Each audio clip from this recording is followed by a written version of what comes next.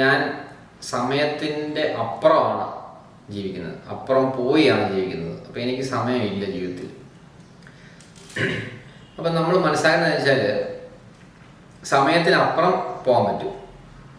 കാര്യം എനർജിക്ക് സമയമില്ല, പ്രപഞ്ചം ചലിക്കുന്നതിന് സമയമില്ല, ആത്മാവിന് സമയമില്ല. അപ്പം ഈ സമയമില്ലായ്മ നമുക്ക് ഫീൽ ചെയ്യും പ്രസൻറ്റ് മൂമെൻറ്റിൽ. അത് അപ്പം നമ്മൾ സമയം ക്ലോക്ക് ടൈം ഉണ്ടല്ലോ നമുക്ക്, ഇത് രണ്ടും കൂടെ നമ്മൾ മനസ്സിലാക്കണം. ഈ ക്ലോക്ക് ടൈം മനുഷ്യന് മാത്രമേ ഉള്ളൂ, മറ്റൊരു ജീവിക്കും അങ്ങനെ ഒരു സംഭവമില്ല. അതിന് വിശക്കുമ്പോൾ അതിന് ഫുഡ് കഴിക്കും, ഉറക്കം വരുമ്പോൾ ഉറങ്ങും, അങ്ങനെ അതങ്ങ് ജീവിക്കുക. അപ്പം നമുക്ക് ഈ രണ്ടും ഉണ്ട്. എനിക്ക് ഈ ക്ലോക്ക് ടൈമും ഉണ്ട്, അതനുസരിച്ച് ഞാൻ കാര്യങ്ങൾ നീക്കും. അതുപോലെ ആ സമയത്തിനപ്പുറം പോയി ആ സമയമില്ലായ്മ എന്നുള്ള ആ ഒരു രീതിയിലൂടെ ജീവിക്കാൻ സാധിക്കും. ഇപ്പം ഞാനൊരു എക്സാമ്പിൾ പറഞ്ഞാൽ, ഇപ്പം ഞാൻ രാവിലെ ബാസ്കറ്റ് വിളിക്കാൻ പോകും. അപ്പോൾ ഒരു 7 മണിയാവുമ്പോൾ ചെയ്യും. അതെനിക്ക് ചെന്നേ പറ്റുള്ളൂ. 8 മണിക്ക് എന്ന് കഴിഞ്ഞാൽ ചിലപ്പോൾ കളി കഴിയാറാവും. അപ്പോൾ ഞാൻ ആ സമയത്ത് ചെല്ലണം. അങ്ങനെയുള്ള കാര്യത്തിൽ എനിക്ക് സമയത്ത് ചെന്നേ പറ്റുള്ളൂ. ഞാൻ ചെയ്യേണ്ട കാര്യങ്ങൾ, ചെല്ലേണ്ട കാര്യങ്ങളിൽ, ഒരു സിനിമയ്ക്ക് പോകണം, അപ്പോൾ ആ സമയത്ത് ഞാൻ അവിടെ ചെല്ലണം. ഒരു ഫുട്ബോൾ കളി കാണണം, ആ സ്റ്റേഡിയത്തിൽ ഞാൻ ആ സമയത്ത് ചെന്നിരിക്കണം. മറ്റു കാര്യങ്ങൾ, മറ്റുള്ളവർ ചെയ്യാൻ പറ്റുന്ന കാര്യങ്ങളുണ്ടല്ലോ, അത് മറ്റുള്ളവരെ കൊണ്ട് ഞാൻ ചെയ്യിപ്പിക്കും. അപ്പോൾ എനിക്ക് അവിടെ ചെല്ലേണ്ട കാര്യം വരത്തില്ല. ഞാൻ ചെയ്യേണ്ട കാര്യങ്ങൾ മാത്രം ആ സമയം എന്നെ ബാധിക്കുകയുള്ളൂ. ബാക്കി ഒരു കാര്യത്തിലും എന്നെ സമയം ബാധിക്കത്തില്ല. ഞാനിപ്പോൾ ഉദാഹരണം പറഞ്ഞാൽ, ഞാൻ രാവിലെ ബാസ്കറ്റ് കളിക്കാൻ ചെല്ലുന്നു. കളി കഴിയുമ്പോഴത്തേക്കും 8:45 ആവും. അത് കഴിഞ്ഞ് ഞാൻ വാർമിംഗ് ഡൗൺ ചെയ്യും. അത് കഴിഞ്ഞ് ഞാൻ സ്ട്രെച്ചിങ് എക്സസൈസ് ചെയ്യും,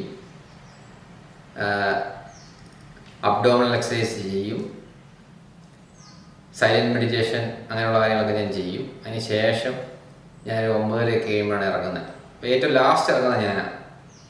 മറ്റുള്ളവരെല്ലാവരും ധൃതി വെച്ച് ഓരോ കാര്യങ്ങൾ, ജോലി കാര്യങ്ങൾ, ബിസിനസ്സിലാണ്ട് പെട്ടെന്ന് നടന്ന് പോവും. 9 മണിയാകുമ്പോൾ അവരങ്ങ് പോവും. ഞാൻ ഏറ്റവും ലാസ്റ്റാണ്. അതെന്തുകൊണ്ടെന്ന് ചോദിച്ചു കഴിഞ്ഞാൽ, എനിക്ക് സമയത്തെ കൈകാര്യം ചെയ്യാൻ ഞാൻ മനസ്സിലായി. എനിക്കറിയാം സമയത്തിന് അപ്പുറവും പോയുള്ള കാര്യങ്ങൾ അറിഞ്ഞാൽ മാത്രമേ ഇത് പറ്റുള്ളൂ. അപ്പോൾ ഞാൻ ദീപയോട് പറഞ്ഞേക്കുന്നതെന്ന് വെച്ചാൽ, ഇപ്പം രാവിലെ എൽസയ്ക്ക് സ്കൂളിൽ പോകണമെങ്കിൽ അവൾ കൊണ്ട് വിട്ടോളൂ. എനിക്ക് നല്ല മെഡിറ്റേഷൻ ചെയ്യാനെല്ലാം നല്ല ആ സമയം എനിക്ക് പറ്റും. കളി കഴിഞ്ഞ് റിലാക്സ് ചെയ്തിരുന്നു, എല്ലാം ചെയ്ത് സ്ട്രെച്ചിങ് ഒക്കെ ചെയ്ത ശേഷം വരുള്ളൂ. അപ്പോൾ ഇവിടെ വീട്ടിലൊരു ആവശ്യം ഉണ്ടെങ്കിൽ ദീപി അത് ഹാൻഡിൽ ചെയ്യും. മനസ്സിലായോ? അപ്പം എന്നെ ആരും ഒരു കാര്യത്തിനും ഫോൺ വിളിക്കുകയോ വേഗം വരാൻ പറയുകയോ അങ്ങനെ ഒരു പരിപാടി എൻ്റെ ജീവിതത്തിലില്ല.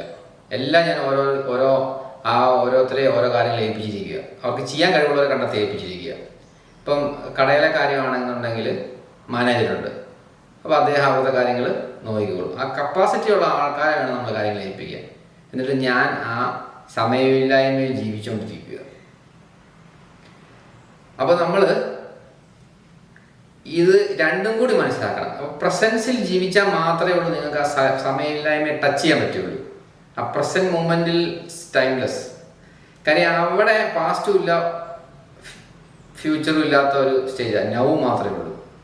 അവിടെ നിങ്ങൾ എത്തിയാൽ മാത്രമേ ഉള്ളൂ നിങ്ങൾക്ക് ഈ ക്ലോക്കിൻ്റെ ടൈം വെച്ചുകൊണ്ടുള്ള ലോകത്ത് നിങ്ങൾക്ക് അഡ്ജസ്റ്റ് ചെയ്ത് കൈകാര്യം ചെയ്യാൻ പറ്റുള്ളൂ. അതിനെ ഹാൻഡിൽ ചെയ്യാൻ പറ്റുമോ ചെയ്യുന്നത്? ശരിക്കും ഞാൻ അതിനെ ഹാൻഡിൽ ചെയ്യുക. അപ്പോൾ എനിക്ക് ഒരു ഫോണിലൊരു കോള് വന്നേച്ച് പെട്ടെന്ന് ഇന്ന കാര്യം ചെയ്യണം അങ്ങനെ ഒരു സംഭവം എനിക്കില്ല. കാര്യം കടയിലെ കാര്യങ്ങൾ മുഴുവൻ മാനേജർ നോക്കിക്കോളും, പിന്നെ ദീപയുണ്ട്, ദീപ നോക്കിക്കോളും, വീട്ടിലെ കാര്യങ്ങളാണ് ദീപ നോക്കിക്കോളും. അപ്പോൾ എന്നെ വിളിച്ചിട്ട് എനിക്ക് ഹറി ബെറി എന്ന് പറഞ്ഞ് ഇറങ്ങി ഓടിപ്പോകുന്ന ഒരു സ്റ്റേജ് എൻ്റെ ജീവിതത്തിലില്ല. കാര്യം അങ്ങനെ ഒരു പരിപാടി എനിക്കില്ല. എന്നെ എവിടെയും വേർത്ത് പൊളിച്ച് നിൽക്കുന്നതായിട്ടോ ഓടി നടക്കുന്നതായിട്ടോ ഒന്നും ആർക്കും കാണാൻ പറ്റത്തില്ല. പിന്നെ അങ്ങനെ ഒരു ജീവിത സാഹചര്യം വന്നാൽ ചിലപ്പോൾ ഞാൻ ചെയ്തിരിക്കുക. അത് എല്ലാ ദിവസവും വരുന്നില്ലല്ലോ, വല്ലപ്പോഴും 10 കൊല്ലം കൂടുമ്പോൾ ഒരിക്കൽ വന്നെങ്കിലേ ഉള്ളൂ. അത് ആവശ്യം വന്നാൽ അങ്ങനെ ചെയ്യും, ഇല്ലെന്നല്ല. ഒരാൾ ആശുപത്രി കൊണ്ടുകൊണ്ട് എമർജൻസി ആണെങ്കിൽ ചിലപ്പോൾ ഞാനാണെങ്കിൽ ഡ്രൈവ് ചെയ്ത് പോകും. അപ്പോൾ ഞാൻ ഹോൺ അടിച്ച് ലൈറ്റൊക്കെ ഇട്ട് പോകും, ഇല്ലെന്നല്ല. അത് ആ സമയം എനിക്ക് വന്നു, ഞാൻ ചെയ്യണം. ഞാൻ മാത്രമേ ചെയ്യാനുള്ളൂ, വേറെ ആൾ ചെയ്യാനുണ്ടെങ്കിൽ അയാളായിരിക്കും ചെയ്യുന്നത് ചിലപ്പോൾ. മനസ്സിലായി? അപ്പം ഞാൻ ചെയ്യേണ്ട കാര്യങ്ങൾ, എനിക്ക് മാത്രം ചെയ്യാൻ പറ്റുന്ന കാര്യങ്ങൾ ഞാൻ ചെയ്താൽ മതി. ബാക്കിയുള്ള എല്ലാം ഡ്യൂപ്ലിക്കേഷൻ വഴി മറ്റുള്ളവരെ കൊണ്ട് എനിക്ക് ചെയ്യിപ്പിക്കാൻ പറ്റും. അപ്പോൾ നിങ്ങൾ ആദ്യം നിങ്ങൾ ചെയ്യേണ്ടത് പ്രസൻസി വരിക എന്നുള്ളതാണ്.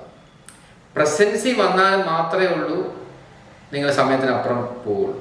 സമയത്തിനപ്പുറം പോയാൽ മാത്രമേ ഉള്ളൂ ഈ സമയത്തെ ഹാൻഡിൽ ചെയ്യാൻ നിങ്ങൾക്ക് പറ്റത്തുള്ളൂ. അല്ലെങ്കിൽ നിങ്ങൾ ഈ സമയത്തിൻ്റെ ലോകത്ത് വട്ടം കറങ്ങിക്കൊണ്ടിരിക്കും. വട്ടം കറങ്ങുക മാത്രമല്ല, നിങ്ങൾക്ക് സാമ്പത്തികമായിട്ടൊന്നും ഉണ്ടാകത്തുമില്ല, നിങ്ങൾക്ക് ദുഃഖവും ദുരിതവും ഉണ്ടായിക്കൊണ്ടിരിക്കും. കാര്യം ഇതാണ്. അപ്പോൾ പ്രസൻസി വരിക എന്നുള്ളതാണ് ഏറ്റവും ഇമ്പോർട്ടൻ്റ്. എങ്കിൽ മാത്രമേ നിങ്ങൾക്ക് സമയത്തെ ഹാൻഡിൽ ചെയ്യാൻ പറ്റുള്ളൂ. അല്ലാതെ നിങ്ങൾക്ക് ഒരിക്കലും ആ സമയത്തെ ഹാൻഡിൽ ചെയ്യാൻ മേലാതെ വരും. ഓക്കെ.